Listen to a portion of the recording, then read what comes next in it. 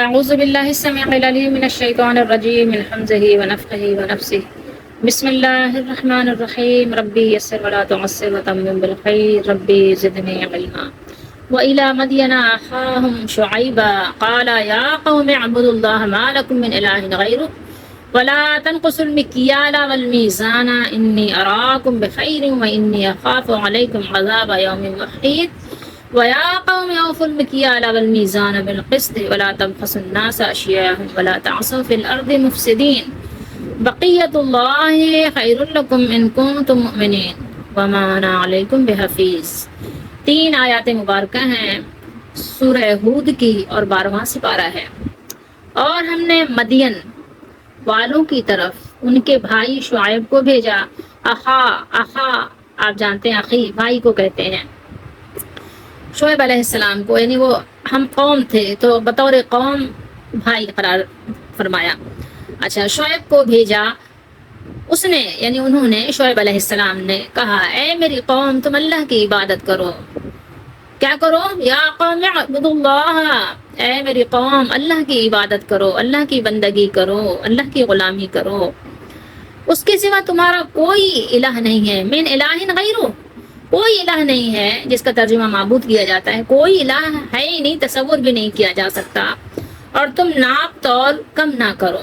مکیال اور میزان، ایک ہوتا ہے ناپ کو کبھی ناپ بھی کہتے ہیں، کبھی ماپ بھی کہتے ہیں، پیمائش بھی کہتے ہیں، پیمانہ، جس سے آپ، جیسے دودھ ہے، دودھ کو کیا کرتے ہیں، دودھ کو تولتے تو ہیں، کس طرح تولتے ہیں؟ اس کو ترازو میں نہیں تولتے، بلکہ اس کا ایک پیمانہ ہے، اس پیمانے سے تولتے ہیں۔ سمجھ رہے ہیں بات کو؟ تو کچھ چیزیں پیمانے سے تولی جاتی ہیں، کچھ چیزیں ترازو میں رکھ کر تولی جاتی ہیں، کچھ چیزیں گن کر دی جاتی ہیں۔ جیسے ہمارے یہاں رواج ہے کیلے ہم کیسے لیتے ہیں درجن کے حساب سے، انڈے کیسے لیتے ہیں درجن کے حساب سے، تو یہ ہے ماپ تول۔ اب 12 کے بجائے 11 دے دیا، ٹھیک ہے، تو وہ اس کو مکیال کی بات ہو رہی ہے، مکیال اور میزان۔ تو ناپ تول کم نہ کرو، بے شک میں تمہیں خوشحال دیکھتا ہوں، اور بے شک مجھے تم پر گھیرنے والے یا گھیر لینے والے عذاب کے دن سے خوف آتا ہے۔ انی اخاف علیکم محیط، یعنی جو احاطہ کر لے اور جس سے انسان باہر نہ نکل سکے، چاروں طرف سے پانی آ جائے، بیچ میں آپ پھنس جائیں، چاروں طرف آپ کے جو ہے دلدل ہو، اور آپ دیکھیں کہ ہر طرف زلزلہ آ رہا ہے اور زمین وہ دھس رہی ہے، اور زمین جو ہے اپنے اندر چیزوں کو سما رہی ہے، اور زمین پھٹ رہی ہے، بلڈنگیں گر رہی ہیں، ہل رہی ہیں، اور آپ بھی اسی میں ہیں، کھڑے ہوئے دیکھ رہے ہیں اور خوف سے پریشان ہیں، تو اللہ کا عذاب کسی بھی طرح کے گھیر سکتا ہے۔ ٹھیک ہے، جیسے سورج کی تپش گرمی گھیر لے آپ کو، اس سے آپ نکل کر جا نہ سکیں، ٹھنڈ ہے، کسی بھی طرح اللہ کے جند کو کوئی نہیں جانتا، وہ کسی بھی طرح سے آپ کو گھیر سکتا ہے۔ تو مجھے خوف ہے کہ کہیں ایسا نہ ہو کہ اللہ کا عذاب آئے اور تم کو گھیر لے، تمہارا احاطہ کر لے، تم کو نکلنے کا موقع نہ ملے۔ اور اے میری قوم تم ناپ اور تول انصاف سے پورا کیا کرو۔ یہ دوبارہ بات آ گئی، یہاں بھی مکیال کی بات ہوئی تھی، یہاں بھی مکیال اور میزان، یہاں بالقسط ہے، ٹھیک ہے، پورا کیا کرو، اور لوگوں کو ان کی چیزیں کم نہ دیا کرو، اور تم زمین میں فسادی بن کر نہ پھرو، فساد نہ پھیلاؤ زمین میں، ولا تعصوا فی الارض مفسدین، مفسد مت بنو۔ اللہ کی نہ پھرو، اللہ کی بچت، جائز نفع تمہارے لیے بہتر ہے، ٹھیک ہے، جو اللہ تعالیٰ نے، بقیت اللہ، اگر تم مومن ہو۔ یہ ساری باتیں کس کے لیے ہیں؟ یہ مومنوں کے لیے ہیں، اور انہیں کو سمجھ بھی آتی ہیں، اس کے علاوہ لوگوں کو سمجھ نہیں آتی۔ اگر تم مومن ہو اور میں تم پر محافظ نہیں ہوں، میں تمہارا ذمہ دار نہیں ہوں، علیکم بحفیظ۔ ظاہر لازمی بات ہے کہ آپ کس کے پیچھے بھاگیں گے؟ نہیں بھاگ سکتے نا۔ ہر انسان ظاہر ہے خود اپنی نیت، اپنے عمل کا ذمہ دار ہے، لوگوں کو بتایا ہی جا سکتا ہے، زبردستی ڈنڈے کے زور پہ آپ کس سے عمل کروائیں گے؟ ہر جگہ تو آپ نہیں پہنچ سکتے نا۔ تو یہی بات ہو رہی ہے، یہ مدین کا قصہ ہے، اور حضرت شعیب علیہ السلام کی دعوت جو اللہ تعالیٰ نے بیان کی ہے۔ اللہ تعالیٰ نے فرمایا کہ ہم مدین کی طرف بھی رسول بھیجا ہے، اللہ نے فرمایا ہم نے مدین کی طرف بھی رسول بھیجا۔ اور مدین آپ کو معلوم ہے کہ کون سی جگہ ہے؟ یہ عرب کا ایک قبیلہ تھا، یہ لوگ معان کے قریب حجاز اور شام کے درمیان رہتے تھے، اور ان کا علاقہ مدین کے نام سے مشہور تھا، اور نسب کے اعتبار سے یہ علاقے کا ایک اشرف قبیلہ تھا، آپ کہہ سکتے ہیں ایک اشرف قبیلہ تھا۔ اسی لیے فرمایا اخاہم شعیبہ، مدین کی طرف ان کے بھائی شعیب کو بھیجا تاکہ وہ انہیں اللہ وحدہ لا شریک کی عبادت کا حکم دے اور ناپ تول میں کمی سے منع کرے۔ انہوں نے اپنی قوم سے مخاطب ہو کر کیا کہا؟ کہا انی اراکم بخیر، بے شک میں تو تم کو آسودہ حال دیکھتا ہوں۔ آسودہ حال کا کیا مطلب ہے؟ یعنی معیشت اور رزق کی فراوانی کی وجہ سے تم کیا ہو؟ تم اچھے خاصے خوشحال ہو، پھر اس قسم کی بے ایمانی اور فریب کاری کی کیا ضرورت ہے؟ مکیال دیکھیں یہاں پر دو جگہ آیا ہے یہ، اور قرآن مجید میں اور بھی جگہ یہ آیا ہے، کیل اور مکیال۔ اس سے مراد کسی مقرر پیمانہ، جیسے برتن ہوتا ہے نا، میں نے ابھی آپ کو بتایا سعا وغیرہ عرب میں پیمانے مشہور تھے، اسی میں ڈال کر غلے وغیرہ کو ناپا جاتا تھا، اور میزان میں نے بتایا ترازو، ٹھیک ہے، جس سے آپ سامان رکھ کے تولتے ہیں، برابری کرتے ہیں، یعنی جیسے 1 کلو کا وزن رکھا اور 1 کلو سامان رکھا۔ وَيَا قَوْمِ أَوْفُوا الْمِكْيَالَ وَالْمِيزَانَ بِالْقِسْطِ، فرمایا پہلے تو یہ بات بتائی، یہ فرمایا کہ ماپ اور تول میں کمی نہ کرو۔ اب اس کے مزید یہاں پر تاکید فرمائی کہ ناپ تول پورا کرو، نہ دیتے وقت کم کرو اور نہ لیتے وقت زیادہ لو، اور انصاف کے ساتھ، بالقسط، عدل و انصاف کے ساتھ ناپ تول کو پورا کرو، فسادی بن کر مت رہو۔ ولا تبخسوا الناس، یہاں کیا بنایا بیان کیا اللہ نے؟ فرمایا پہلے ماپ تول کا خاص طور پر اللہ تعالیٰ نے یعنی ذکر فرمایا، نصیحت فرمائی۔ اب لینے دینے کے ہر طریقے کو ان الفاظ کے ذریعے شامل کر لیا، مثلا کسی بھی طرح کے، آپ جیسے میٹر وغیرہ نہیں ہوتے، کہیں سے آپ ظاہر ہے بجلی کا بل ہے تو وہ میٹروں کے ذریعے سے آتا ہے، اسی طریقے سے آپ سواریوں پہ جب سوار ہوتے ہیں، کوئی سواری کرتے ہیں تو وہاں بھی میٹر لگے ہوتے ہیں، یعنی کسی بھی طرح کے میٹروں کے ذریعے یا گننے کے ذریعے، غرض کسی بھی طرح لوگوں کا ان کی چیزوں کو جو بھی ان سے تم لے رہے ہو دے رہے ہو، کم مت دو نہ زیادہ لو، کوئی بھی انداز ایسا اختیار نہیں کرو کہ لوگوں کے ساتھ زیادتی ہو۔ ولا تعصوا، کیا بیان کیا؟ ولا تعصوا فی الارض مفسدین، یہ فساد تو آپ اردو میں بھی بولتے ہیں نا، اگر آپ اس کو دیکھیں غور کریں تو عصیہ یا عصا یہ کس وزن پہ آئے گا؟ یہ بر وزن ہے ردیہ یردا، حد سے بڑھ کر فساد کرنا۔ اصلاً ان کی عادت تھی کہ اگر کم ناپ تول کے خلاف کوئی شخص احتجاج کرتا، کوئی آواز اٹھاتا تو سب مل کر اس پر حملہ آور ہو جاتے، اسی طرح اگر موقع ملتا تو ڈاکے بھی مارتے اور لوگوں سے چیزیں چھین لیتے، جیسے ہمارے دور میں ہے، ایسے آپ سمجھ لیں۔ خلاصہ یہ کہ شعیب علیہ السلام نے انہیں ہر قسم کے فساد سے منع فرمایا۔ اور یہاں پر جو آپ نے پڑھا اوپر، کیا پڑھا یہاں پر کہ تم لوگ تو ہو بھی خوشحال۔ اگر کوئی غریب انسان ایسی حرکت کرے تو سمجھ میں بھی بات آتی ہے، اب جس کے پاس مال ہو پھر وہ مزید مال کی حرص کرے تو بات مطلب عجیب سی بات لگتی ہے۔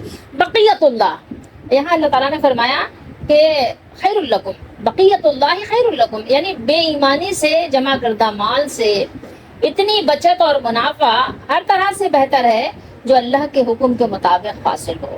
ان کنتم مومنین، یہ بات کس کے لیے ہے؟ بشرطے کہ تم مومن ہو، ایمان والے ہو، کیونکہ کافر کے لیے تو ظاہر کوئی اللہ کا فرمان نفع بخش ہے ہی نہیں نا، کافر کے نیک اعمال بھی قیامت کے دن اس کے کسی کام نہیں آئیں گے۔ اور پھر یہاں اینڈ میں کیا فرمایا کہ وما انا علیکم بحفیظ، یعنی میں تم پر نگران تو نہیں ہوں جو ہر وقت تمہارے ناپ تول کو دیکھتا رہوں، اور نہ یہ میرے بس کی بات ہے، میرے بس میں تو ایسا نہیں ہے۔ ہر ایک کے ایک لمحے پر نظر تو صرف کون رکھ سکتا ہے؟ صرف اور صرف رب العالمین، رب تعالیٰ، اسی کی نظر ہے۔ پھر میرا کام تو کیا ہے؟ میرا کام تو تمہیں صرف اور صرف سمجھا دینا اور اللہ کے عذاب سے ڈرا دینا ہے۔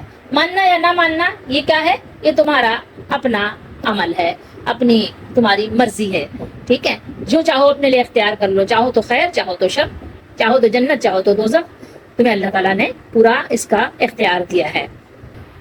شعیب علیہ السلام نے بہت ہی خوبصورت انداز میں سمجھایا کہ میرا کوئی زور تم پر نہیں ہے، میں تو بس ایک خیر خواہ نصیحت کرنے والا ہوں، بہت اچھا ناصح ہوں، زیادہ سے زیادہ اتنا ہی کر سکتا ہوں کہ تمہیں سمجھا دوں، آگے تمہیں ظاہر ہے پتہ ہے کہ تمہارے اعضا تمہارے اختیار میں ہیں، چاہے تو میری بات مان کر اس پر عمل کرو اور چاہے تو نہ مانو۔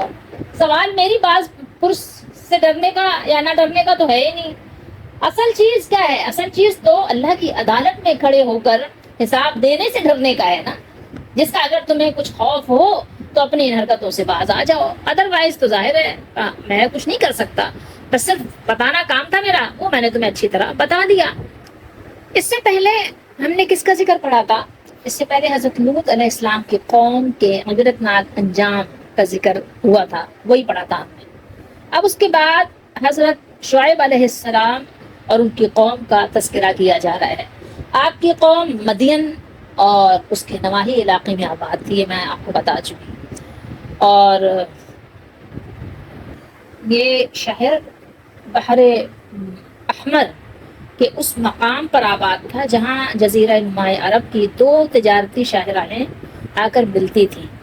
کون سی دو تھیں؟ یمن اور شام۔ اور وہاں کے باشندے کتنے آسودہ حال ہوں گے، اس کا تفصیلی بیان ہم پہلے بھی پڑھ چکے ہیں۔ کہاں پڑھا ہے؟ سورہ اعراف میں۔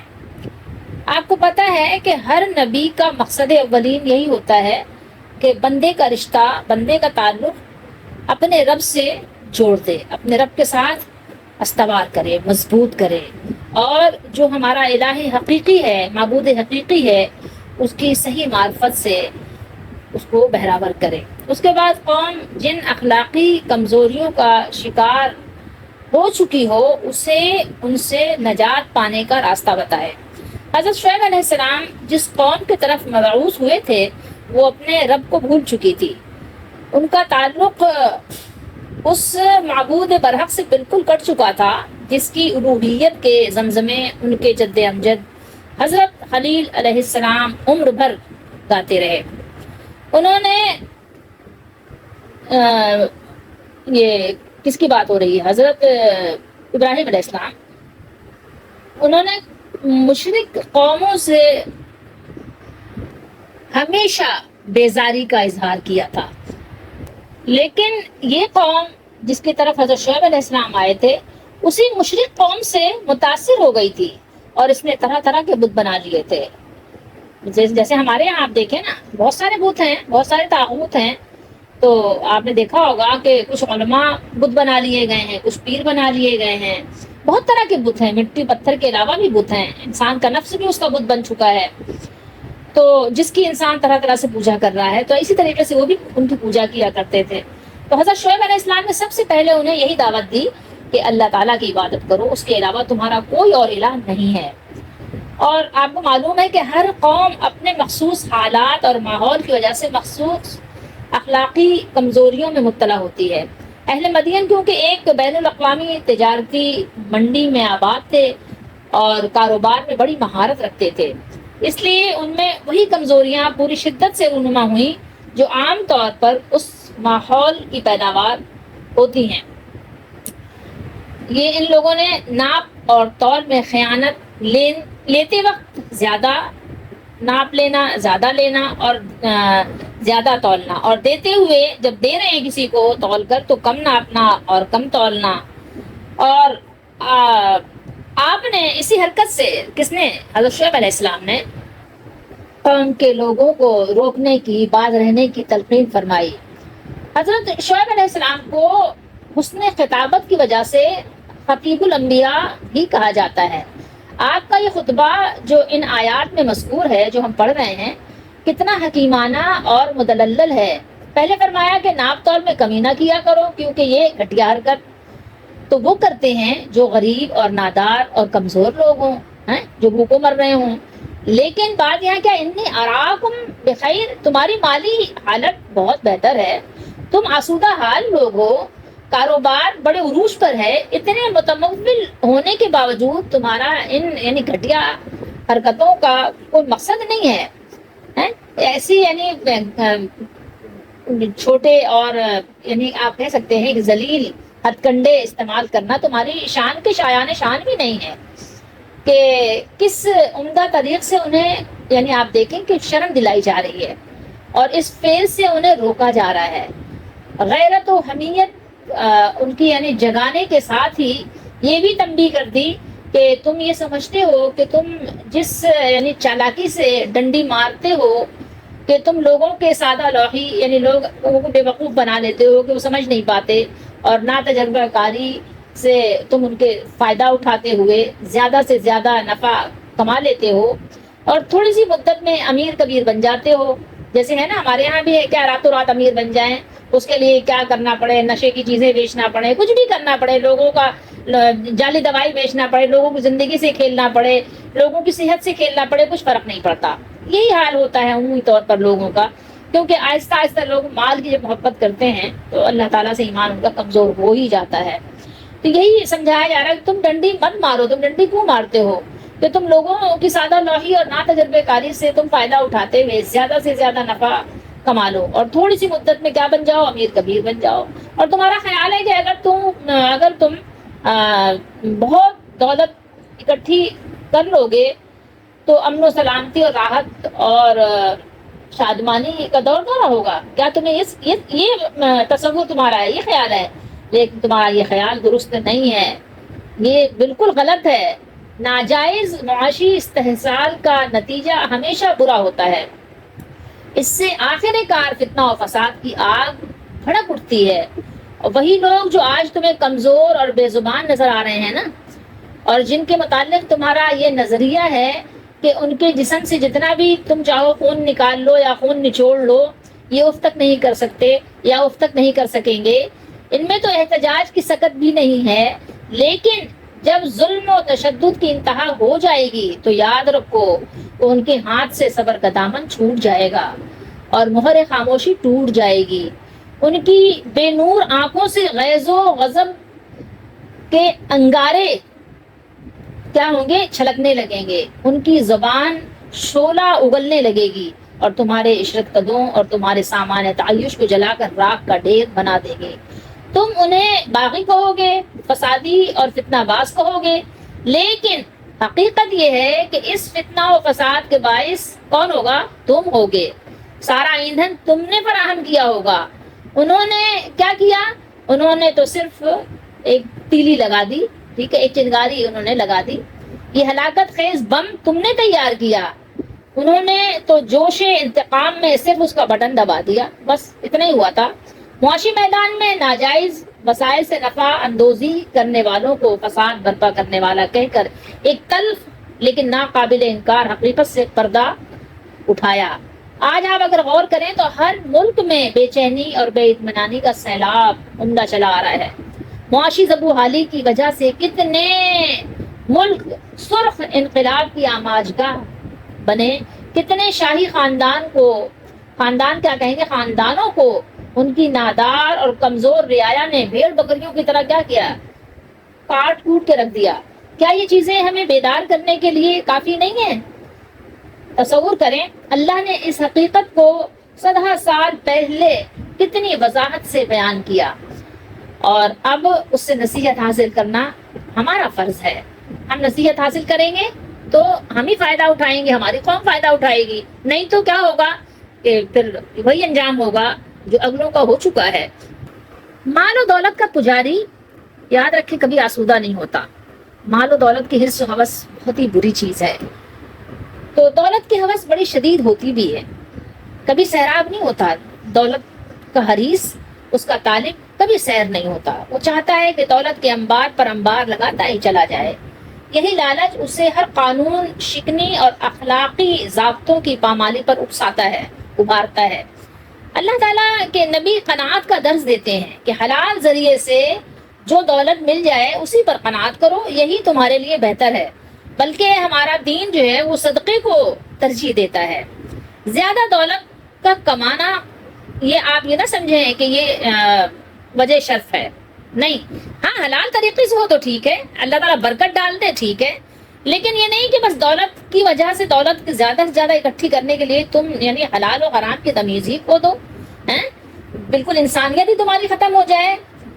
بہرحال یہ فرما کر ان کی غیرت ایمانی کو جھنجھوڑا، نیز بتایا کہ مومن کا یہی شعار ہونا چاہیے کہ تم اپنے آپ کو مومن کہلا کر بھی اگر کافرانہ حرص و ہوس کے اسیر ہو تو پھر یہ بڑی شرم کی بات ہے.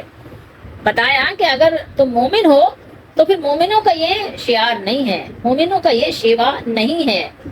اور بات یہ ہے میرا کام تو تمہیں سمجھانا ہے، اور اس میں نے کوئی کوتاہی نہیں کی اور نہ ہی کوئی کوتاہی کر رہا ہوں۔ تمہاری ہر وقت میں نگرانی کرنا اور تمہیں جبرن ان حرکات سے باز رکھنا یہ میرے فرائض میں داخل نہیں ہے، یہ تمہیں اچھی طرح سمجھ لینا چاہیے۔ ایک چیز اور بھی یاد رکھنی چاہیے کہ دیکھیں نعمت کا شکر کیا ہے۔ نعمت کا شکر یہ ہے کہ اللہ تعالیٰ کے حکم کے مطابق اس کو خرچ کیا جائے، اس کو کمایا جائے، اس کی حفاظت کی جائے، ورنہ کیا ہوتا ہے کہ پھر نعمتوں سے محروم کر دیا جاتا ہے، پھر وہ نعمتیں چھین لی جاتی ہیں۔ یہی بات حضرت شعیب علیہ السلام نے فرمایا وَإِنِّي أَخَافُ عَلَيْكُمْ عَذَابَ يَوْمٍ مُحِيطٍ، اور بے شک مجھے تمہارے بارے میں ایک ایسے دن کے عذاب کا خوف ہے جو تم کو گھیر کر رہے گا۔ ٹھیک ہے، یہ دنیا میں بھی ہو سکتا ہے اور آخرت میں تو ہوگا ہی ہوگا۔ ہر نبی اپنے قوم کو یہی بتاتے ہیں کہ تم نے کرنا جو کچھ بھی ہے وہ اپنے اللہ کو راضی کرنے کے لیے کرنا ہے، کسی اور کو نہیں۔ تمہیں حساب اللہ کو دینا ہے، تمہیں اللہ کی عدالت میں کھڑے ہونا ہے، تو میں تو صرف پہنچانے والا ہوں۔ یہ اللہ تعالیٰ ہم سب کو سمجھنے کی توفیق دے۔ تو قرآن مجید ہمیں مسلسل نصیحت کرتا ہے، اچھی باتیں سکھاتا ہے، کن کے لیے؟ مومنوں کے لیے جو اس سے نصیحت حاصل کرتے ہیں۔ اللہ تعالیٰ ہم سب کو نصیحت حاصل کرنے والا بنائے، اور اللہ تعالیٰ ہم سب کو ہر بری اور گندی حرکتوں سے بچائے رکھے۔ اللہ تعالیٰ ہم سب کو اپنی رضا کے لیے کام کرنے والا بنائے۔ وما توفیقی الا باللہ۔